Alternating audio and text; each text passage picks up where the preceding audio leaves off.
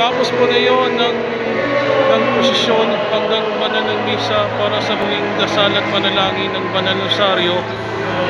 Banal na rosaryo kasama na mahal ng pinagpalang Birhen Maria, ina ng Santo Rosario, dito po sa aming Seminary Church. So muli bukas po, undas na para sa banal misa sa araw ng mga banal sa November 1, 2023 at sa November 2, 2023 banal ng mga kaluluwa sa Miyerkules at Huwebes ay kita-kits.